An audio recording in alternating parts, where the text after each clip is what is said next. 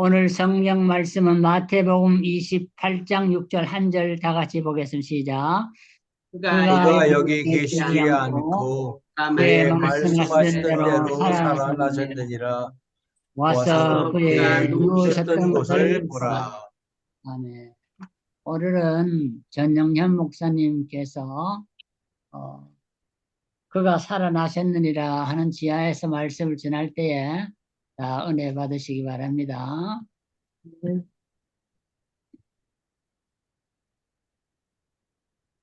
할렐루야. 아멘. 오늘 우리 샬롬 문목교회 예배에 참석한 모든 주의 종들 위에 2024년 부활주일에 하나님 주시는 은혜와 축복과 평강이 모두에게 함께 하시기를 바라겠습니다. 아멘. 저는 오늘 우리 합독한 하나님 말씀 한 절 중에 좀 중간에 요약을 했습니다마는 그가 살아나셨느니라 하는 제목으로 주의 음성 들으면서 마음에 새기면서 은혜를 나누고자 합니다. 부활주일 설교 말씀을 보통 말씀을 듣고 기도하던 어간에 참 긴 목회 여정 속에서 가장 인상적이었던 부활절 새벽 연합 예배에 한두 가지가 생각이 났어요. 특별히 제가 이제 신학교 들어가서 전도사 소리를 들으면서 처음에 동두천 그 중고등학교 연병장에서 동두천 기독교 연합회 주최로 부활절 연합 예배가 진행이 됐는데 이 강사님의 그 많은 그 말씀 중에 그 하나 기억나는 게 예수님의 그 빈무덤을 놓고 이제 여러 가지 그 가설들 얘기를 하더라고요. 그래서 빈무덤에 대한 생각을 많이 하게 됐습니다. 그래서 예수님이 그 돌아가시게 된 그 일들을 놓고 무슨 환상설이니 무슨 보거설이니 또 기절설까지 이런 등등의 얘기를 그 최 목사님이라는 분이 강사님이 돼가지고 하는데 그게 참 그면서 예수님의 그 빈무덤을 놓고 왈가왈부하는 얘기에 그런 그 기억들이 있었습니다. 그로부터 한 20여 년이 지난 한 3, 4년 될 거예요. 1978년도에 있었던 일이 2001년 제가 교육을 섬길 때 빌라 미술박물관 앞에서 우리 빌라 인근동에 있는 크리스찬들이 다 모여서 그 부활절 연합 예배를 드리게 돼요. 그 전날까지도 그 날씨가 막 비바람이 몰아쳐가지고 참 안 좋았는데 그날 당일날 참 찬란하게 떠오르는 그 아침 햇살이 이제 확연히 피는 개나리, 목련화, 막 이런 꽃들이 막 만발하게 그날 그 부활의 축제를 더 이렇게 돈독히 하는 그런 느낌을 받았어요. 금년에 부활절기를 이렇게 맞이하면서 전해진 우리 동역자 중에 한 분이 그냥 집 앞에 펴 있는 그 개나리와 목련화 꽃을 보면서 참 그때를 되새기기도 했습니다. 그때 강사로 세움받았던 목사님이 전해진 본문의 말씀이 오늘 읽은 말씀이에요. 그가 여기 계시지 않고 그가 말씀하던 대로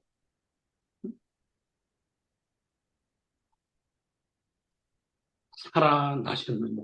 와서 그가 누우셨던 것을 보라. 이 본문 한 절에 어느 말씀이 천둥같이 들려오는 거니 그가 살아나셨느니라. 할렐루야. 저는 이 부활의 메시지의 그 유력이라는 게 얼마나 참 이 하나님의 말씀의 능력이 참 강하게 그렇게 마음에 새겨본 적 일찍 없었던 것 같아요. 오늘 부탁을 받고 저는 그 울림을 다시 한번 되새기면서 오늘 이 말씀에 준비하며 임하게 됐습니다.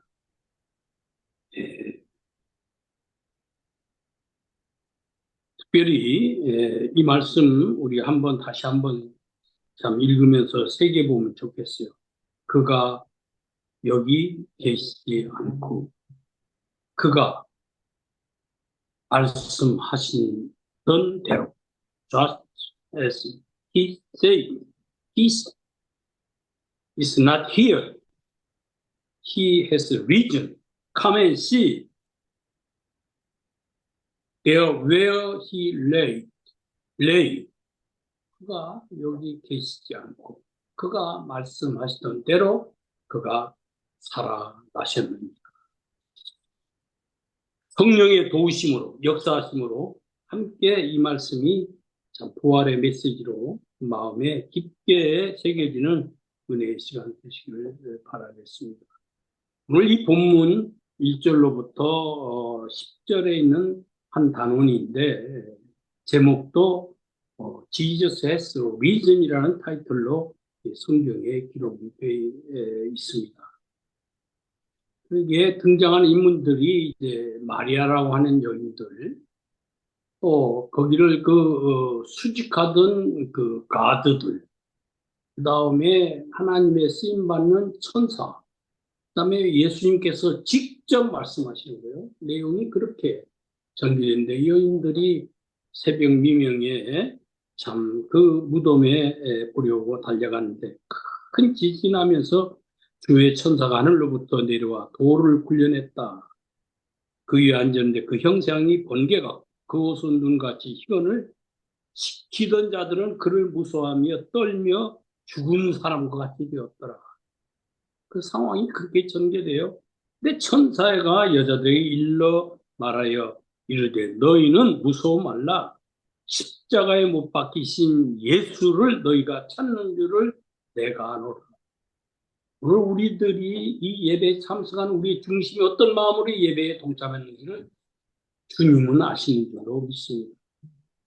주의 음성 듣기를 하나님의 말씀의 은혜, 부활절의 메시지, 그가 뭐라고 천사가 얘기를 하는 거니? 그가 여기 계시지 않고 그가 말씀하시던 대로 살아나셨느니라.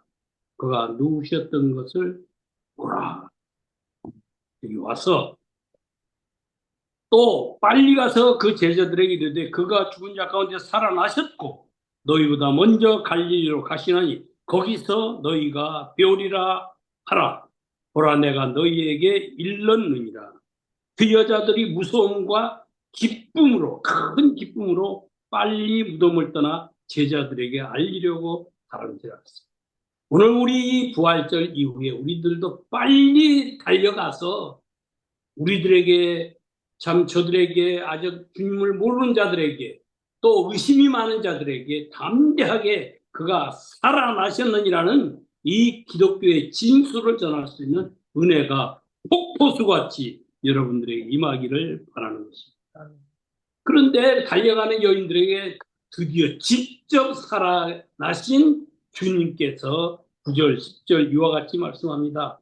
예수께서 그들을 만나 이르시되 평안하냐 하시거늘 여자들이 나가 그 발을 붙잡고 경배하니 이에 예수께서 이르시되 무서워 말라. 가서 내 형제들에게 갈릴리로 가라 하라. 거기서 나를 보리라 하시니라. 오늘 예배 후에 여러분들이 이 부활의 기쁜 소식과 더불어 담대하게 증거할 때 그들이 거기서 나를 보리라 하신 여러분의 말씀에 줄을 타고 그들이 예수님을 볼 수 있는 은혜가 남은 여생 비록 우리는 참 피지컬한 우리 참 자연스러운 우리의 모습은 쇠퇴해 갈는지 모르지만 우리의 중심은 날마다 새롭게 더 불붙여져서 주님이 부르시는 그날까지 오늘 결론으로 그렇게 맺고 싶은데 그분들이 참 부활하신 그 확신을 가진, 신앙을 가진 우리들은 어떻게 살아갈 건가 하는 것을 끝으로 말씀을 정리하면서 제 목회 여정 속 또 신학교 생활 여정 속에 존경했던 참 학장님들의 그 메시지가 정리되었어요. 다음과 같은 것을 여러분 앞에 소개하면서 특별히 조종남 박사라고 그분은 성결교 신학교 총장했던 건데 거기와 제가 공부했던 광나루 신학의 이종성 박사님의 부활절이라고 하는 이 이야기를 오늘 우리들의 현장에 어플리케이션한 현대적 의미를 6가지로 다음과 같이 정리를 했는데 그 안에 조종남 박사의 이야기도 3가지가 같이 함축되어 있어 그냥 이종성 박사님 얘기로 오늘의 메시지를 의미를 되새겨 보고 싶습니다. 첫째는 우주에는 모든 피조물들이 사는 시간의 세계만 있는 게 아니라 영원한 세계에도 있다는 것을 증명해주고 있다는 것. 죽음이 끝이 아니라 forever 영원한 세계가 있다는 것을 이 부활절 현대적 의미로 이 박사님은 그렇게 정리를 했어요. 두 번째는 부활 사건은 인류 역사 안에서 인간이 문제를 이모저모로 오늘날 참 많이 거짓이 부정이 만연된 이런 사건 속에서도 역사의 주인공 되신 하나님은 그런 문제 속에서 잘 역사의 어떤 의미를 정리해서 부여해 주시는 분을 알게 해준다 그랬어요. 문제는 사람이 일으키는데 하나님께서는 그 문제 속에서도 역사적인 의미를 우리를 알게 해준다. 아멘이십니까? 아멘. 세 번째는 이 부활 사건은 인류 역사와 우주 역사의 주인공은 오늘 찬송 속에 마귀라고 나오기도 하고 사탄이라고도 나오고 죽은 곳에로 나오는데 그 주인공이 무슨 주관하는 사람이 사탄, 마귀, 거짓의 영이 아니라 야훼 살아계신 하나님이심을 알게 해주시는 것이다. 네 번째는 부활 사건은 예수가 모든 살아있는 자의 구주가 되심을 증명해 준다. 어느 분이 자기도 종교를 하나 만들겠다고 말하자면 법적인 의미에서 어느 왕이 그걸 윤호를 하야 아마 그런 종교가 탄생되는 그런 사회 통념이 있나 봐요. 그랬더니 왕 앞에 가서 얘기했더니 너도 죽었다가 한번 살아나 봐라. 그럼 내가 너 종교를 인정하고 막 하는 그런 얘기예요. 부활 사건은 참 주님께서 죽음으로 끝났다면 무슨 의미가 있겠어요? 부활장 고린도전서 15장을 여러 번 읽으면서 많은 것을 음미해봤어요. 다 헛되고 오히려 놀고 먹고 마시자가 더 좋을 수도 있다라고 비교법적으로 얘기를 하면서 우리가 경건하게 살 수 있는 이유가 바로 예수님이 부활하셔서 구주가 되셨기 때문에 우리가 그분을 우리 죄를 대속하신 그분을 위해서 우리의 남은 생애를 헌신하고 우리가 어떻게 정말로 사느냐가 중요한 게 아니라 이제는 우리가 어떻게 죽을까를 생각할 수 있는 그런 연령대에 우리들이 와 있는 걸로 아는데 그 속에 어떻게 죽을까 하는 것을 생각하는 사람에게 진정한 어떻게 살아야 할 의미가 새겨지도록 하는 겁니다. 다섯 번째 부활 사건은 최후의 승리는 성령 신학을 얘기를 하면서 그 창조 신학을 성부 하나님의 구약에서 우리 얘기한다면 이 신약에 와서 예수님을 얘기할 성자 예수님은 구속 신학으로 정리를 다 하는데 성령 신학에서는 능력 얘기는 많이 하고 하는데 승리 바로 그 성령님이 함께 하실 때 최후의 승리를 할 줄로 믿습니다. 우리는 최후의 승리를 보장받은 그 사건이 바로 부활 사건이다. 그래서 끝으로 부활 사건은 그를 믿고 따르는 신자들의 현실 생활에서도 우리가 여러 가지 도전을 받아도 우리는 이미 승리를 해놓고 도전에 응전하는 삶을 우리는 살아가야 될 줄로 아는 겁니다. 그래서 그 조정남 박사는 세 가지로 이것을 정리를 했어요. 온 인류의 구주이심을 부활 사건을 확증해 준다. 의의 궁극적인 승리를 증거해 준다.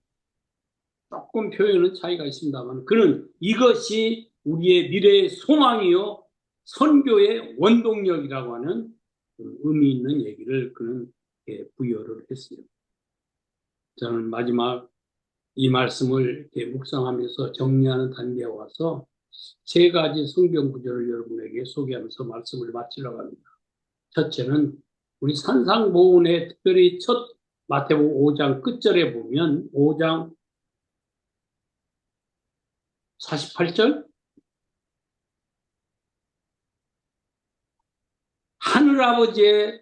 그러므로 하늘아버지의 온전하신 같이 너희도 온전하라.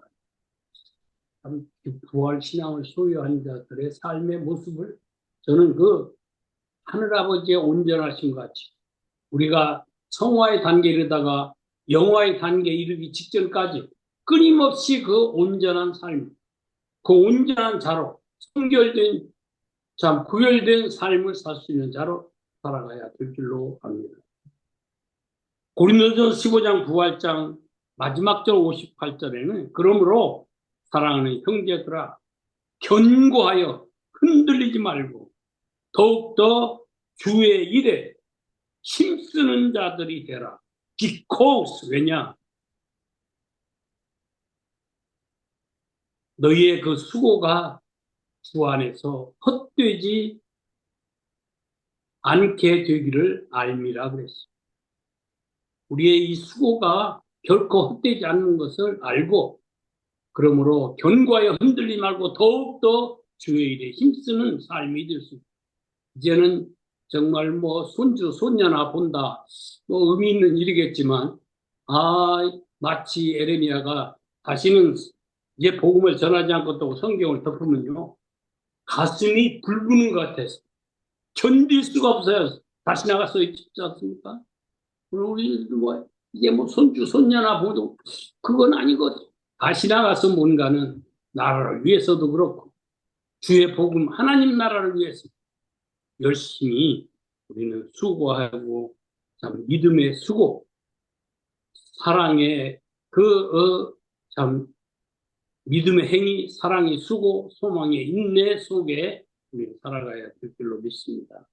끝으로 창세기 1장 28절에 보면 우리들이 잘 알듯이 하나님의 형상대로 지음받은 우리들 성화되어가는 우리들의 모습은 생육하고 번성하고 땅을 정복하고 잘